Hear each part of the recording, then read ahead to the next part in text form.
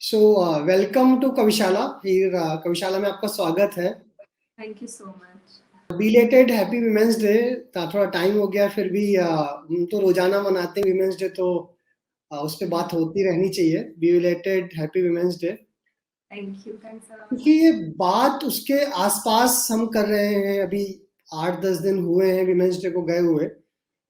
आपका जो कैरेक्टर है अलग अलग जो वेब सीरीज हैं या फिर अलग अलग आपके एड्स आते हैं, उसमें जो कैरेक्टर दिखता है शहर का कैरेक्टर सब लोग जानते हैं, है ना। लेकिन शहर की पर्सनल कहानी क्या है, वो कहाँ से बिलोंग करते हैं, क्या उनकी कहानी है, किस तरीके से एक्टिंग या थिएटर या फिर वेब सीरीज में एंट्री हुई, वो अगर कहानी आप जो जो भी दर्शक हमारे देख रहे हैं उनको बता पाए आप।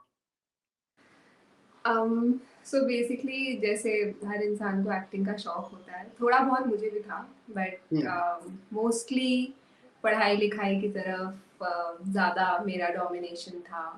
काफ़ी ब्राइट स्टूडेंट थी स्कूल के टाइम पे। अरे वाह। तो हाँ, तो एक्टिंग का एज सच ऑनेस्टली इतना सोचा नहीं था, it just happened somewhere.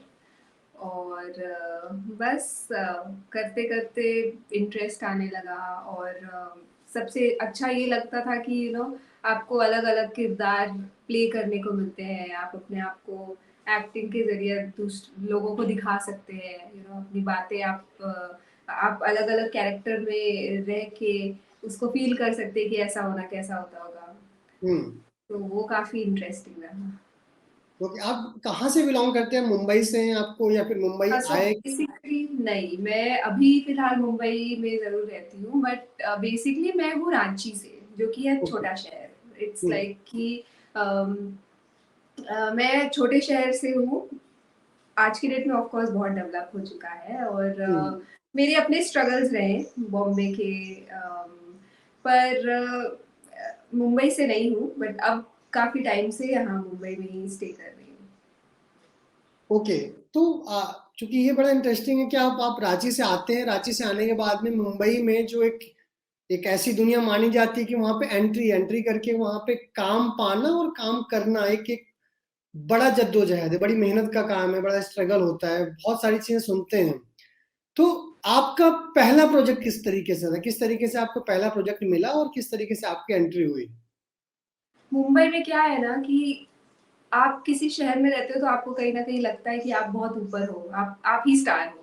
But हम्म। मुंबई में क्या है कि एक शहर से दूसरे शहर से पूरे वर्ल्ड से उठ के जितना भी टैलेंट है वो आके इकट्ठा हो हम्म। जाता है। तो हम्म। आपको एक तो सबसे पहली बात कि यहाँ रियलिटी चेक मिलती है। तो हम्म। उसके बाद, पर मेरे ख्याल से आपके अंदर एक्सेप्टेंस और पेशेंस और डेस्परेशन बिल्कुल नहीं होना चाहिए। एक्सेप्टेंस और पेशेंस आप अपने अंदर रखो जितना आप रख सकते हो, बट हम्म। डेस्परेशन को आप माइनस कर दो, तो आप डेफिनेटली इस चीज में काफी ग्रो करोगे और आगे जाओगे। ओके। यार ये मेरा एक पर्सनल मतलब क्वेश्चन था कि आपका जो हमने कैरेक्टर एनसीआर डेज में देखा, शहर वाला, वो बड़ा इंटेलेक्चुअल जो कैरेक्टर है। मैं जैसे आप अभी बोल रहे थे मुझे उस कैरेक्टर का एक दिमाग में ना रिमाइंड हुआ कि कुछ कुछ उस तरीके की शहर या उस तरीके की हीर, क्या रियल लाइफ में वही हीर है या रियल लाइफ में हीर डिफरेंट है?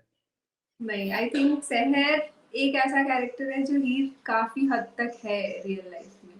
हम्म। जैसे चीजों को डीपली सोचना, और हमेशा एक ऑप्टिमिज्म रखना। तो जैसे शहर का कैरेक्टर था ऐसा था, वो हर हम्म। चीज में एक ऑप्टिमिज्म ढूंढती थी। हाँ। तो हाँ, आई थिंक कि हीर का कैरेक्टर रियल लाइफ जैसे मैं हूँ वो शहर से काफी मिलता जुलता है। ओके। मैं आपका एक इंटरनेट पे प्रोफाइल देख रहा था और काफी चीजें मुझे दिखी जिसमें आप ना सोच से जो समाज के लिए चीजें आप काफी सारी करते रहते हैं। हम्म। तो मैं उसके बारे में जानना चाहूंगा। दूसरा, क्या आपके भी कुछ इनिशिएटिव्स हैं सोसाइटी के लिए जो काम करते हैं, समाज के लिए काम करते हैं, उसके बारे में भी थोड़ा बताइए। जी, तो पहले तो I work as a female rights activist, but hmm. Of course मैं एक चीज़ बहुत क्लियरली मेंशन करना चाहूँगी कि मेरी सोच वो बिल्कुल नहीं है कि मैं एक फेमिनिस्ट हूँ और मैं फेमिनिज्म का झंडा लेके घूम रही हूँ, ऐसा बिल्कुल भी नहीं। हम्म। तो आजकल के टाइम पे क्या होता है कि जो रैडिकल फेमिनिस्ट है उनको यूजुअली रहता है कि हमें लड़कों से ऊपर आना है। हम्म। हम उनको एज अ कंपटीशन देखते हैं, वो हमेशा लड़कों को इस तरीके से देखते हैं कि तुम हमसे नीचे हो, हम आपके ऊपर है। मेरा ऐसा बिल्कुल भी नहीं है। फेमिनिज्म का मतलब ये नहीं है कि आप फीमेल पावर्स को मिसयूज करो और आप इसको गलत तरीके से पोर्ट्रे करो। नहीं, बिल्कुल भी नहीं। अपने पावर्स को मिसयूज और ये गलत तरीके से इस चीज को यूज करने का बिल्कुल भी मेरा वो नहीं है। फेमिनिज्म और फीमेल राइट्स एक्टिविस्ट का मतलब सिर्फ सिंपल है कि आजकल के टाइम पे आधे से ज्यादा फीमेल्स को अपने राइट्स के बारे में, सिस्टम के बारे में बेसिकली कोई नॉलेज नहीं होती है। तो मेरे ख्याल से ये एक अवेयरनेस ज्यादा जरूरी है। आज गवर्नमेंट ने पॉलिसीज बहुत सारी बना दी है जरूर, लेकिन क्या सारी फीमेल्स उस पॉलिसीज के तहत अवेयर है? ऐसा बिल्कुल भी नहीं है। तो अगर अगर आप देखो कि भारत में जितनी फीमेल्स हैं, उनको अगर आप रैंडम जाके उनसे सवाल करना शुरू करो, उनको पता ही नहीं है कि हमारे लिए सरकार ने क्या चीजें बनाई हैं। तो ये है कि कहीं ना कहीं उनके लिए अवेयरनेस जो क्रिएट करती हूँ, जो जैसे मैं अपने शहर की बात करूँ तो मैंने झारखंड में काफी छोटे विलेजेस में और मैं वहाँ जाके usually what I try to do is कि मैं फीमेल्स से इंटरेक्ट करने की कोशिश करती हूँ। अब इसमें जैसे मैंने बोला इंटरेक्ट करने की कोशिश करती हूँ, बट मैं एक फीमेल हूँ और वो भी फीमेल है, बट फिर भी मैंने उनके अंदर इतनी शाइनेस देखी है ना इंटरेक्शन के बेसिस पे ही। तो मैं ये सोचती हूँ कि कल को अगर कोई मेल जाके उनसे इंटरेक्ट करेगा तो वो तो बहुत ही डिफिकल्ट है। तो उनके लिए बेसिक एक इंटरेक्शन करना ही मेरे लिए अपने आप में एक टास्क है। उनको वो शाइनेस से दूर रखना, फिर उनसे उनसे समझना कि उनकी क्या प्रॉब्लम्स है। सो बेसिकली मेरा आइडिया यही रहता है कि मैं उनसे समझूं कि कोर लेवल में क्या प्रॉब्लम है। बिकॉज देखिए, जैसे मैंने कहा कि मैं छोटे शहर से हूँ, पली बड़ी हूँ, बट उसके बाद मैंने काफी ट्रैवल किया। मेरी जर्नी फुल ऑफ ट्रैवल रही है। मैं अलग अलग शहरों में रही हूँ। अभी जैसे मैं बॉम्बे में हूँ, तो मेरी जो लाइफ की प्रॉब्लम्स हैं वो एक गांव में रहने वाली फीमेल से बहुत डिफरेंट है। तो आई थिंक लोगों को ये चीजें समझनी होगी कि मेरी प्रॉब्लम्स उनकी प्रॉब्लम्स से बहुत डिफरेंट है, और क्या उनकी प्रॉब्लम्स क्या है एग्जैक्टली तो वो उनसे समझना होगा। तो कहीं ना कहीं मैं इस चीज को समझने की और जानने की ज्यादा कोशिश कर रही हूँ फिलहाल। नहीं नहीं, बहुत अच्छा इनिशिएटिव है। और हम अभी बीच में जिन जिन लोगों से बात की हमने ना, पॉइंट ये था कि बहुत सारी पॉलिसीज हैं जो वीमेन सेंट्रिक हैं या फिर गर्ल्स के अराउंड बनी हुई हैं, बट उन लोगों को पता ही नहीं है। वो गवर्नमेंट की तरफ से भी बहुत सारी पॉलिसीज हैं जो बनी हुई हैं, लेकिन उन लोगों को नहीं पता है जिनके लिए बनी हुई है। तो उन तक ये अवेयरनेस, किसी भी अवेयरनेस के थ्रू ये पॉलिसीज पहुंचाना, उनको पॉलिसीज के क्या फायदे हैं क्या नुकसान है, वो भी एक टास्क है कि उनके तक पहुंचनी चाहिए, जिस पे काम मुझे लग रहा है कम हो रहा है। तो आप बहुत अच्छा काम कर रहे हैं, एटलीस्ट उनसे बात कर रहे हैं, उनकी समस्याएं समझ रहे हैं। पर क्या है और ना, मुझे लगता है कि ये जो लैग है ये गवर्नमेंट में भी है, प्लस महिलाओं में खुद भी है। बिकॉज मैं जैसे आपको कह रही थी कि इंटरेस्ट नहीं लेती है, तो काफी महिलाएं हैं जिनको अपने राइट्स के बारे में पता नहीं है, उनको शाइनेस बहुत है और वो कहीं ना कहीं समझना भी नहीं चाहती है। तो आई थिंक कि गवर्नमेंट के तरफ ये महिलाओं की प्रॉब्लम हो गई, और गवर्नमेंट की प्रॉब्लम ये हो गई कि वो सिर्फ और सिर्फ एक बेसिक ऊपर के लोगों को ही टारगेट करता है। अब दिल्ली, बॉम्बे, बैंगलोर, ये मेट्रो सिटीज छोड़ के इवन रांची और ये सारे 2 टियर और 3 टियर और मेट्रो सिटीज सबको छोड़ने के अलावा भी जो छोटे छोटे कस्बे हैं, छोटे छोटे गांव है, वहां पे भी तो मतलब अवेयरनेस प्रोग्राम की ज्यादा जरूरत आई थिंक इन महिलाओं को ही होती है। और उनको ही गवर्नमेंट को आई थिंक ज्यादा इनिशिएटिव लेना चाहिए कि उनको समझाए, उनको उनके तहत ये अवेयरनेस क्रिएट करे। तो वो चीज है जो आई थिंक कि सिस्टम का भी एक लैग है, प्लस महिलाओं का भी लैग है। बिल्कुल बिल्कुल। और हाँ, दोनों का रिस्पॉन्सिबिलिटी है कि उसको गवर्नमेंट की तरफ से भी कि नीचे तक पहुंचाए। वो ऊपर का तबका तो थोड़ा समझदार है, वो समझ लेगा क्या चीजें उनके लिए हैं क्या नहीं है। नीचे तक पहुंचाने के लिए भी एक पॉलिसीज या फिर कुछ ऐसे जो डिस्ट्रीब्यूशन चैनल्स हैं वो बनाने चाहिए कि वो लोगों को आसान लैंग्वेज में, आसान भाषा में लोगों तक पहुंचे वो चीजें। वही जी। उनकी प्रॉब्लम्स जैसे हमने डिस्कस कर रहे हैं कि उनकी प्रॉब्लम्स हमसे काफी डिफरेंट है। अगर हम्म। ये सुबह उठ के 4 किलोमीटर चल के मैं पानी भरने जाती हूँ, ऐसी अगर उनकी समस्याएं, ये समस्या आई डोंट थिंक कि मेरी या फिर मेरी राइट। जैसी किसी भी फीमेल की होगी। उनकी समस्याएं हमसे बहुत अलग है, तो उसको समझना आई थिंक ज्यादा इम्पोर्टेंट है। बिल्कुल बिल्कुल, और इसमें काम होना चाहिए मेरे हिसाब से। और जिस लेवल पे काम हो रहा है उससे भी ज्यादा जरूरत है कि ग्राउंड लेवल पे काम की ज्यादा जरूरत है, जो होना चाहिए। हीर, आप जब जब आपने एंट्री करी, या फिर आपने आपका जितना अभी मैंने, मुझे लगा आपका पहला प्रोजेक्ट 2000 शायद 2020 में आया था, राइट? मैं देख रहा था इंटरनेट पे।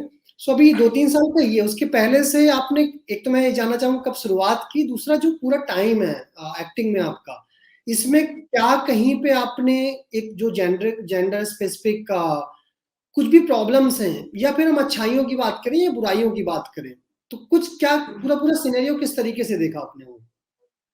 जी।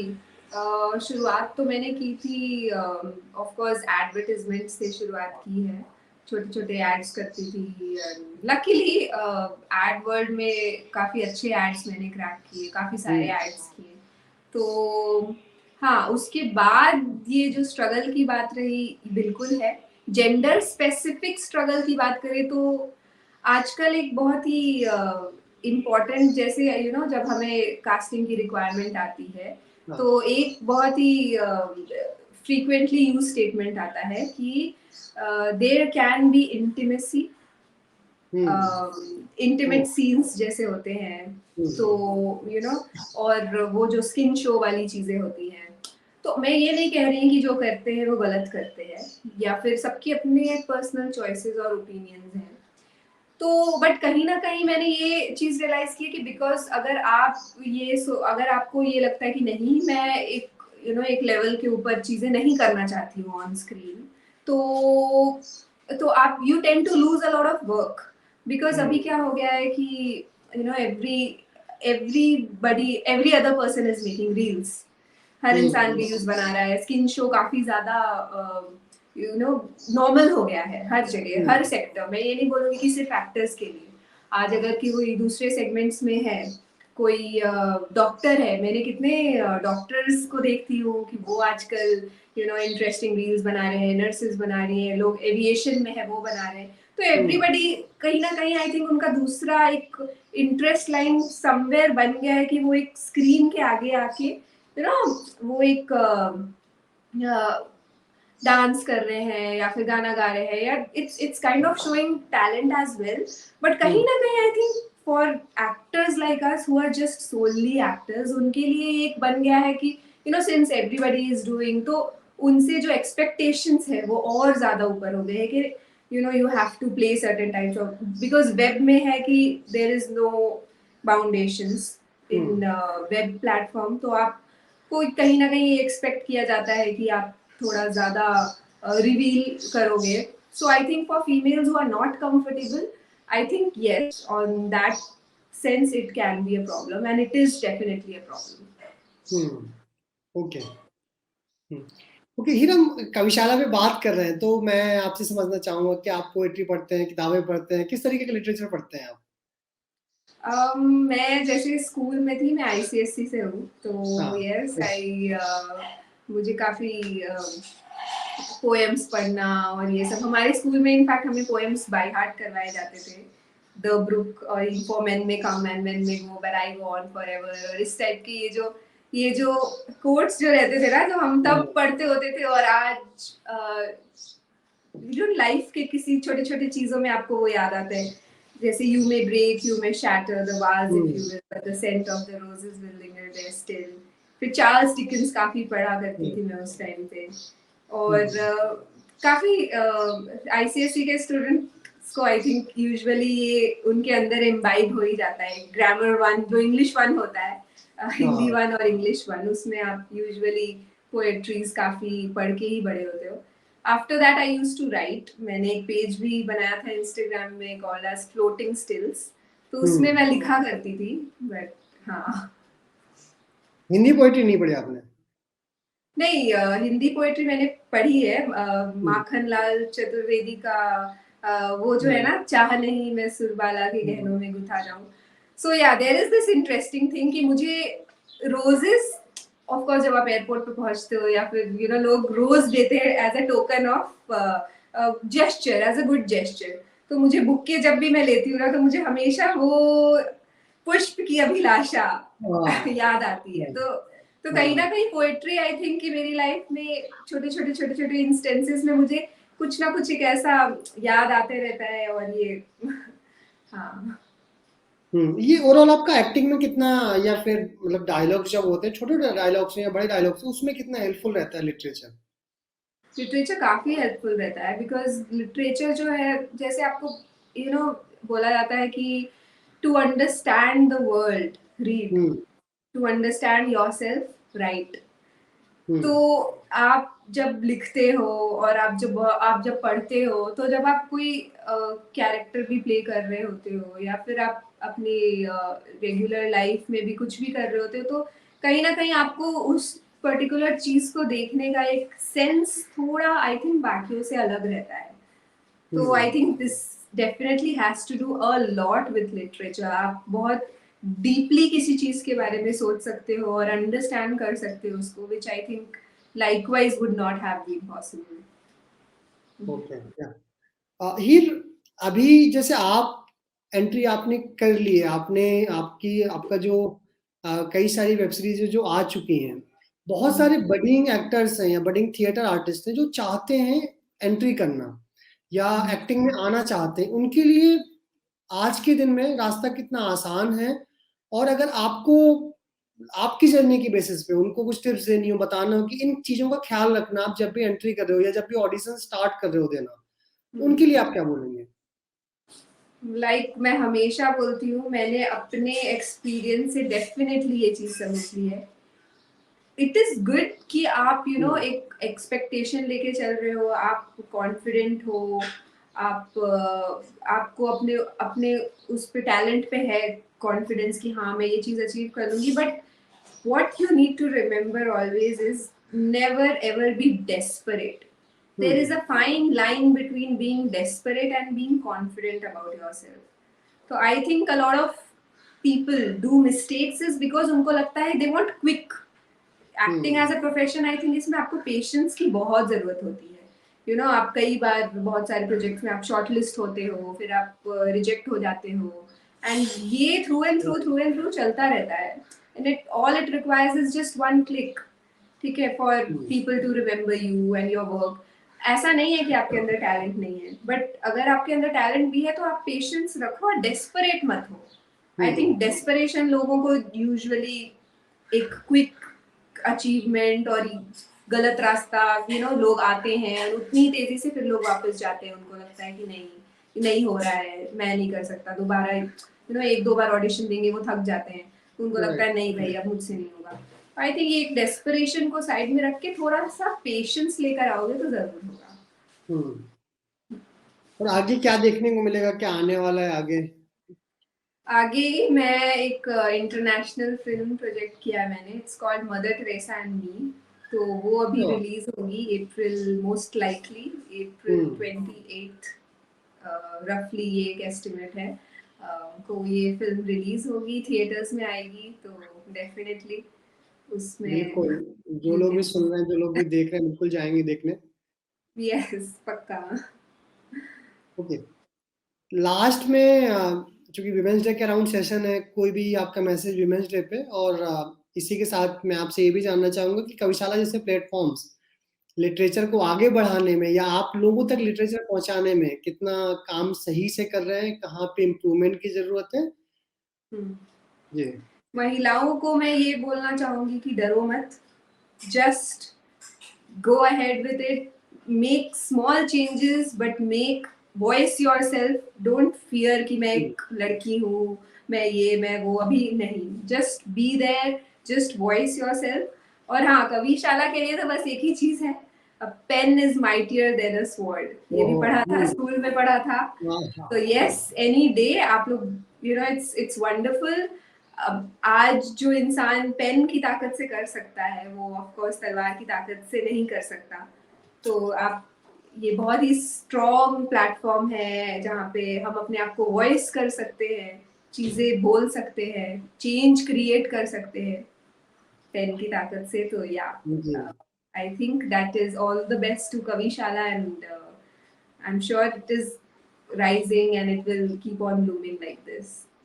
बिल्कुल, बिल्कुल। Thank you so much Ahir, आपने टाइम निकाला, एक अच्छी बातचीत हुई। काफ़ी जो स्पेशली जो बडिंग राइटर्स भी हैं, जो बडिंग एक्टिंग में जो अपना करियर बनाना चाहते हैं, या फिर थिएटर आर्टिस्ट हैं, या किसी भी तरीके से अपना करियर के स्टार्टिंग फेज में हैं, तो उनके लिए काफ़ी हेल्पफुल रहेगा। जैसे आपने बहुत अच्छा मैसेज अभी अब निकल के आए होंगे, उनके लिए मोटिवेशनल है कि पेशेंस रखें। 2 मिनट मैगी वाला जो सीन है ना, कि वो हर चीज में, लाइफ में, कैरियर में अप्लाई नहीं होता है। सक्सेस 2 मिनट में नहीं मिलती है, उसके लिए थोड़ा मेहनत करनी पड़ती है, थोड़ा टाइम चाहिए होता है, और साथ साथ में आप काम करते रहिए, सफलता जरूर मिलेगी। जी। थैंक यू सो मच हीर, आपने वक्त निकाला, एक अच्छी बातचीत हुई। Thank you so much, thanks a lot. ठीक है।